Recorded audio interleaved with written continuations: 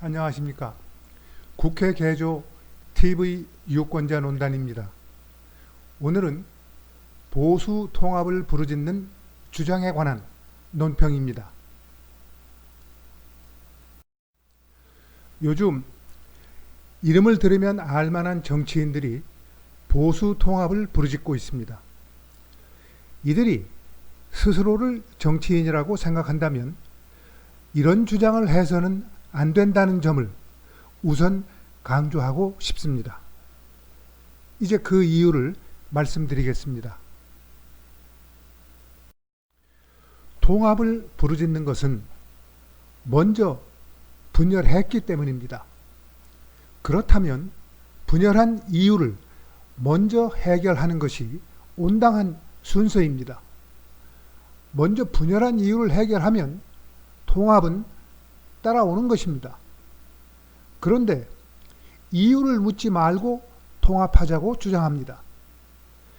이것은 순서를 뒤집는 것이니 가능한 일이 아닙니다. 이유를 묻지 않고 통합할 수 있는 사람이라면 애초에 분열하지도 않았겠죠. 보수가 분열한 직접 동의는 박근혜 전 대통령의 탄핵에 관한 이견이었습니다. 그러나 이것은 표면상 이유고 진짜 원인은 당권, 즉 공천권을 둘러싼 파벌 싸움이라는 것을 모르는 사람은 없을 겁니다. 그렇다면 먼저 파벌 싸움의 가까운 원인인 공천권과 보다 근본적인 원인인 신봉건제, 지역주의, 소선거구 제도를 개혁해서 파벌 싸움이 재발하지 않을 대안을 제시하는 것이 정치인이 해야 할 책무일 것입니다. 만약 이 대안이 누가 보더라도 합리적이고 현실적이라면 통합에 반대하는 사람들이 궁지에 몰릴 것입니다. 자연스레 통합도 이루어질 것입니다.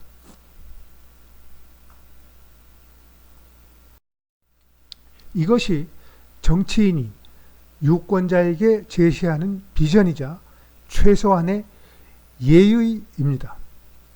이유를 묻지 말고 통합해야 총선에서 이긴다고 선동하는 것은 정치공학적 동원이고 유권자를 이용하는 겁니다. 이렇게 해서 이긴들 누가 덕을 봅니까? 유권자가 아닌 자기들 아닙니까? 아직도 유권자를 자기들 뜻대로 좌지우지할 수 있고 이를 바탕으로 정권을 탈환해 단물을 빨 수 있다고 기대한다면 정치인이라 할 수 없는 겁니다. 여론조사에 참여하는 열혈 진보와 보수가 다수인 것으로 착각하기 쉽습니다. 그러나 이들은 생각보다 소수일 것입니다.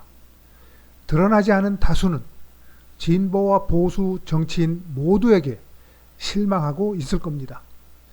이 상황을 무시하고 통합을 주장하는 것은 신봉건제에 기대 계파 싸움이라 해서 사욕을 챙기겠다는 겁니다. 여야를 불문하고 진보와 보수를 막론하고 유권자의 복지와 국가의 성장을 위해 노력하기보다 개인과 파벌의 사리사욕 챙기기에 쉴 틈이 없다는 것을 유권자들이 모를 수 없습니다. 그러니 이 상황이 지속될 것으로 생각한다면 그 또한 착각일 것입니다.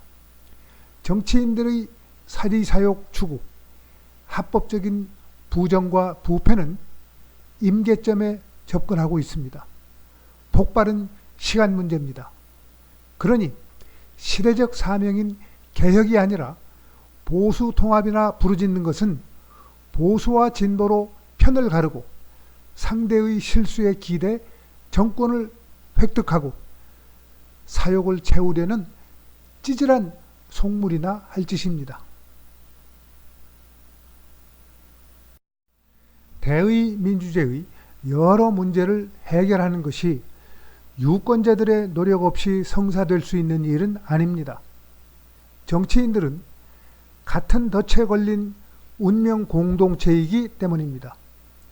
되풀이 말씀드리지만 유권자가 나설 수밖에 없는 상황입니다. 블록체인 기술은 유권자가 나설 수 있는 길을 열어줄 것입니다. 머지않아 우리 모두 그 길에 나설 겁니다. 그리하여 새로운 정치를 실현하는 나라를 만들 겁니다. 논단은 여러분을 그 길로 초대합니다.